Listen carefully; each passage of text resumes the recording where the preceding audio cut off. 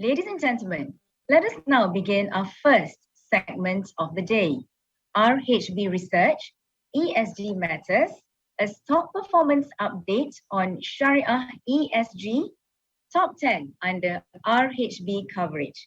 Without further ado, I will now like to invite Mr. Alexander Chia, Head of Regional Equity Research, RHB Investment Bank Berhad, to share his views on the stock performance update.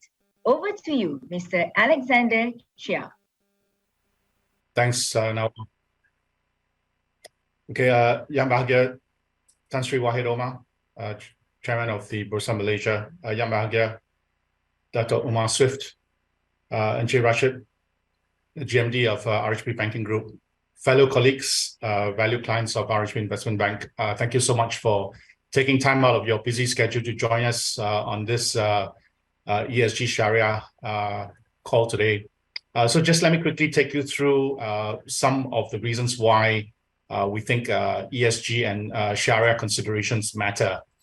Okay, so I think just to set the framework, I think you will know that RHB was one of the first brokers to implement an ESG scoring methodology within all our research reports, and right now, and that was rolled out in October 2020, and that's also been rolled out across all our regional markets that we have a presence in. So using our proprietary ESG scoring methodology, which is an in-house developed approach, and we have chosen to do this rather than rely on assessments done by third-party vendors, where the analysts, essentially don't have skin in the game, and we do this to get a better grasp on the scores. And we look at ESG and score each component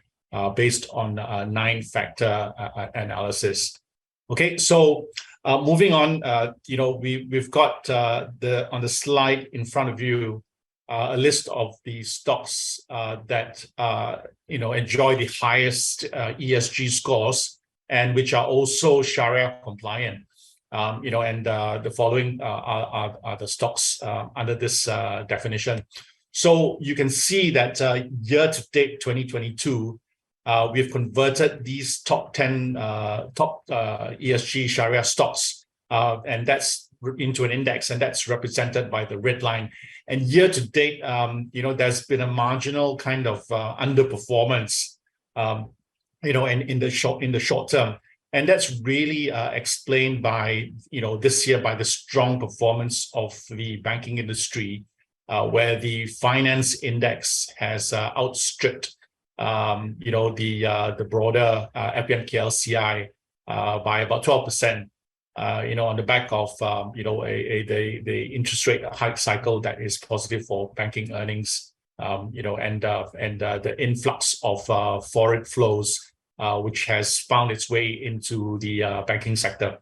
Okay, but I think more importantly, if you look at the situation over a longer term period, over 3 years and 5 years, you will see that the Shariah/ESG stock selection, as represented by the red lines, comfortably outperforms the benchmark FBMKLCI, by 25% and 34% over 3 years and 5 years.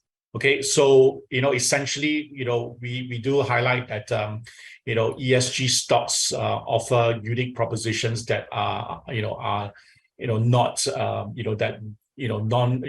with low ESG rankings do not enjoy, and increasingly, we're looking at more investors becoming increasingly cognizant and aware of ESG issues, and we've seen in recent past that the non-alignment to these ESG values has it's just not a lip service, but it's actually led to a loss of business, and in some recent cases quite drastic impact on the related share prices. And of course, the inclusion of these ESG related stocks into indices like FTSE for Good really increases their visibility and investability.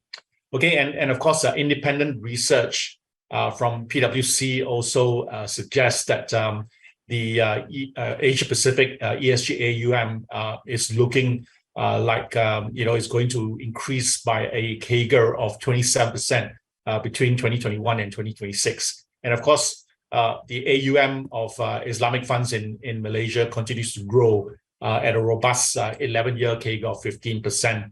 And therefore, the investor base looking specifically at Shariah stocks, continues to grow exponentially.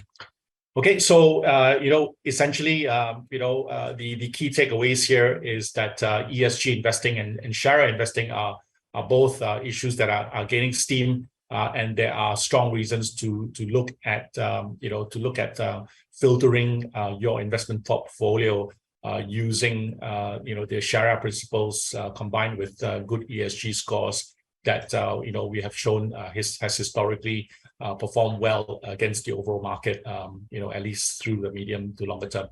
Okay, so with that, I leave you to enjoy the rest of the day. Thank you so much, and back to you, Nawang.